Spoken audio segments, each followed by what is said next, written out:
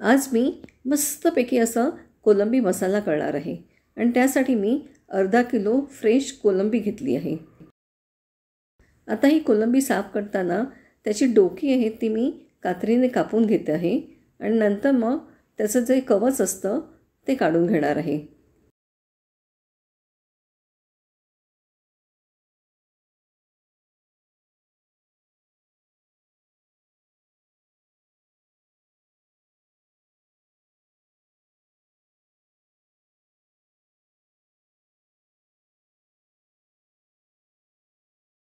आता या कोलंबीच्या पाठीमध्ये असा बारीक काळा दोरा असतो, तो देखील आपण काढायचा असतो.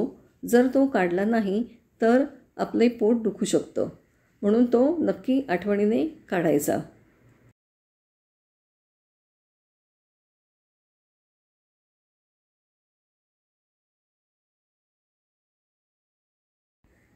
कोलंबी साफ करून झाली की ती छान स्वच्छपैकी अशी धुवून घ्यायची आहे आणि आता आपण त्याला मॅरिनेशन करणार आहोत.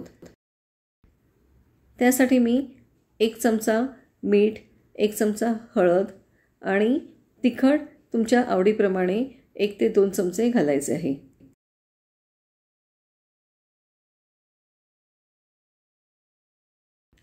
त्यानंतर त्यामध्ये आलं लसूण पेस्ट ही 1 चमचा, तसंच 1 चमचा मी कोथिंबीर आणि मिरचीचं पेस्ट देखील घातली आहे. सगळं छान मिक्स करून मॅरिनेशनसाठी अर्धा ते 1 तास ठेवायचं आहे. आता पॅनमध्ये 2 चमचे किंवा 2 ते 3 चमचे तेल घ्यायचं आहे. त्याच्यानंतर 1 चमचा बटर घालायचं आहे.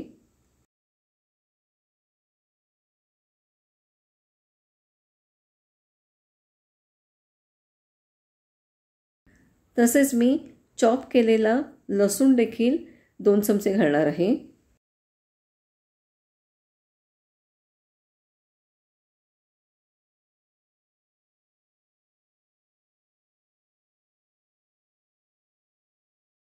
लसूण छान जरा फ्राय करून झाला की आपण कॉर्नफ्लॉवरची पेस्ट करायची आहे.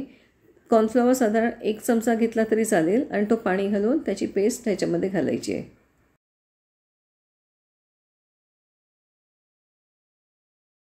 पेस्ट घातल्यावरती लगेचच चमच्याने ते हलवायचं आहे, नाहीतर कॉर्नफ्लॉवर जरा कडक होऊ शकतो.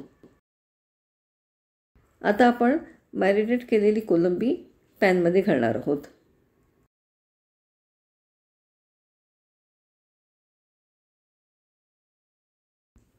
कोलंबी आणि तो चॉप केलेला लसूण जो आपण फ्राय करून घेतला आहे हे सगळं आपण छान परतून घ्यायचं आहे.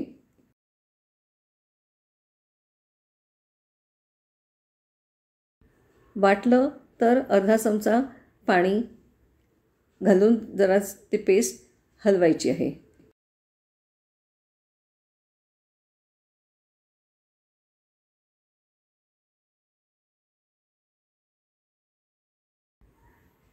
थोडं ते पाणी आटलं की मग आपण सर्व करायला घेऊ शकतो आणि सर्व करताना त्याच्यावरती छान अशी बारीक चिरलेली कोथिंबीर घालून सर्व करायचं आहे.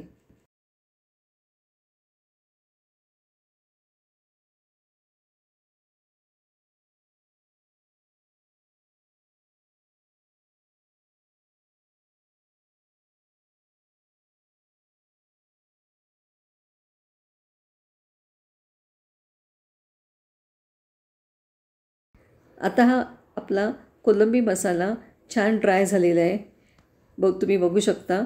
आणि असा हा कोलंबी मसाला आपण आता सर्व करणार आहोत.